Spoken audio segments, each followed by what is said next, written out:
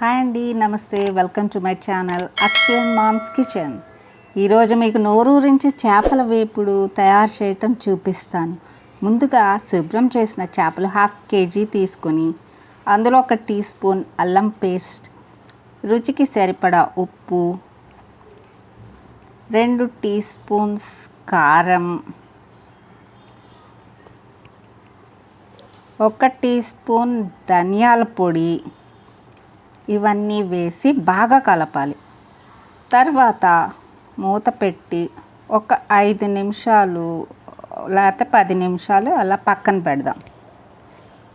ఇప్పుడు ఈ 10 నిమిషాలు అయిపోయిన తర్వాత ప్యాన్లో ఒక 2 గరిటెల నూనె వేసి అది కాగిన తర్వాత ఈ మసాలా కలిపిన ఫిష్ ముక్కలు నూనెలో వేసి ఫ్రై చేయాలి. ఇనుప బాండీ అయితే ఫ్రై చేయడానికి చాలా బాగుంటుంది. ఫ్రై చేసేటప్పుడు కరివేపాకు కూడా నూనెలో వేస్తే టేస్టీగా ఉంటుంది. చేప ముక్కలు ఫ్రై చేసేటప్పుడు ఒక సైడ్ బాగా ఫ్రై అయిన తర్వాత నెక్స్ట్ సైడ్ జాగ్రత్తగా తిప్పి ఫ్రై చేయాలి. లేకపోతే ఒక్కొక్కసారి మనకి ఆ ముక్క విరిగిపోతూ ఉంటుంది.